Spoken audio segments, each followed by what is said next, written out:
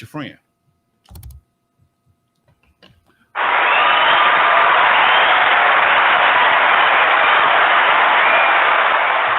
Man, Lonzo. Hey, the STEM Radio has a really good comment. He says, I know you guys have covered this before, but why do the YouTube channels that do nothing but bullshit get a shitload of hits, but channels with game like yours gets shadow banned? Bullshit sells, man. Bullshit and sex sells like a mother. It does, right? Man, if we know what it takes. I know what it takes personally. I know what headlines I could put. I know what stuff I could cover to be 3 times the audience I have right now, but I wouldn't be able to look myself in the mirror if I did that. And I want to be able to look myself in the mirror and know I'm going to do it the slow way. You know, when I started doing these podcasts, I took a podcast class, and I actually instructor. I says, hey, man, I see a lot of successful YouTube. We showed all these successful YouTube channels and blah, blah, blah. And they doing a bunch of goofy shit. I'm like, that's look like fun. All the money they was making. And I said, man, is it possible to have a meaningful YouTube channel and still maintain your dignity? He said, probably not. I'm going to try it anyway. Okay? I'm going to try it anyway. Because I'm stupid like that. Okay? I'm stupid. Like, I believe I can do any goddamn thing. I ain't got no restrictions. I believe I can do any goddamn thing I put my mind to. And that's why I do this shit the way I do. I don't really care about that. This don't cut me. I ain't gonna say nothing to get me cut off. And if it grows slower, like you said, Dusty, if it grows slower, but it has more substance as it grows, and that's the difference. And I got to say this right here before we run out of time. Me and Dre had a debate. We're talking about we're talking about Michael Jackson versus Prince. And he was saying how great Michael Jackson was. Michael was a great performer, loved him to death, blah, blah, blah. But while Michael Jackson was running with his brothers around the country doing shows, Prince was in the basement learning how to play guitar. Prince was learning how to play drums. Prince learned how to play motherfucking bass guitar, okay? Prince learned how to sing. Michael already got a head start on him. But Prince took time and perfected his craft in various levels, learned how to work drum machines, mix, sing, dance, all that shit. So by 1979, 77, they were both top of their game.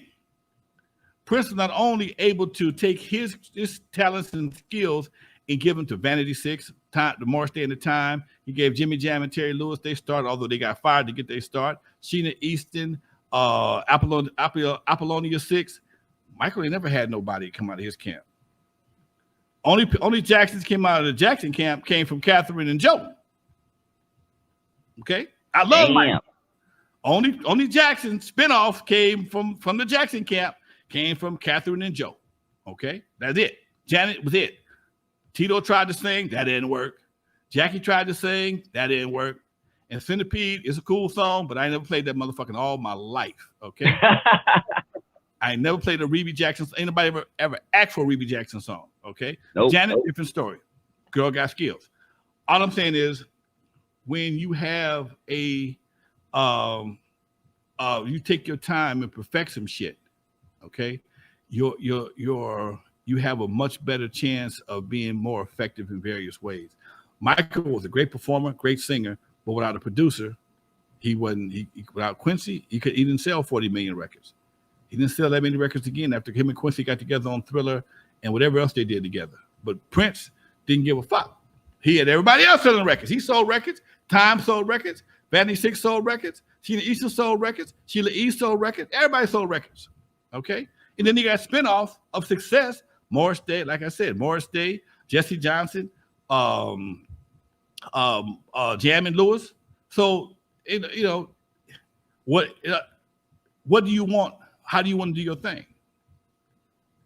You want to be an artist and you depend on other people to produce your songs? That's fine. Okay. Or do you want to be a fucking mogul? Prince was the fucking mogul. Michael was a bad boy. Don't get me. He bought the Beatles catalog. Great businessman. But when it came to as a creator and somebody that spawned a lot of careers, Prince is Prince hands down. Yeah, I have to agree with you on that. Hey, Isaiah Edwards donated another couple bucks. Thank you so much, Isaiah. He has a question that we could just end it with. You know, we got to get the question in since he donated. Thanks, man. He said, "Why are there so many street shows showing our worst?" Because they think that's all we like. People in Hollywood think they know us.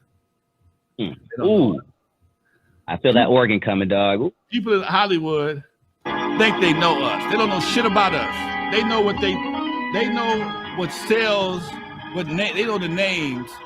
They know the names that they know. They don't know the real history. People want to tell the history. Me and clientele had a conversation today. I'm on a treadmill, minding my own business, trying to get some of this weight off my ass. And clientele called me. We was talking. I said, "Man, did you hear about this? What happened to the project I did an interview for a couple of weeks ago?" He says, "Man, well, the crew that was involved in the project quit on the producer because he said he didn't have enough big names involved in it." I said, "Fuck them." Okay? Fuck them. Because what happens now is because you don't know shit, you're afraid. Wow. You don't know shit. You don't know. You only know what you've seen, what you've heard. You're not going to get the big names. You're not. You ain't got no money for that. But you want to tell the story of West Coast hip hop, but because the big names weren't there in the beginning, now you're mad because you can't tell the story your way. That's some bullshit. That's some bullshit. This is why I do my podcast. This is why I wrote a book. This is why I do my audio book. This is why I do every podcast. Almost every podcast that's been offered to me, I pretty much do it. Why? Because there are so many different platforms to these days. It ain't like it used to be. You only had a few TV channels. You got so many platforms. Everybody is everywhere, somewhere. Okay, so I go wherever I'm asked. They paying. I usually go. Sometimes I don't even charge. Depending on who it is, I might not even ask for no money. But it's that because everybody has a platform and everybody has a different audience. You'll never. I could talk with this thing for the next 10 years, and you still won't know enough to write a book on me. I'll tell you what I want you to know. And this is the part that most people don't understand. They're thinking that when it comes to West Coast hip hop, it was just like East Coast. There was some guy in the park. No. The history of West Coast hip hop starts off with dance promoters that are now senators, that became mayors. I was with a buddy of mine Saturday who was a mayor of Linwood. Okay, one of my partners from Gardena, mayor of Carson. They got stories with them themselves, so they both ended up in the penitentiary doing what they thought was right. Okay, they both ended up in the penitentiary. They thought they were doing what was right for their cities, and you can't stand up too tall without getting your head chopped off. Okay, so that's some real shit. And it's just man. People want to tell the story their way, and if you can't get the big names, people want to take shortcuts on success and history. And that's some bullshit. Thank you, Marlon, for that $9.99. Really appreciate that, man. Really appreciate that, dude. Always there. Gemini, what's up?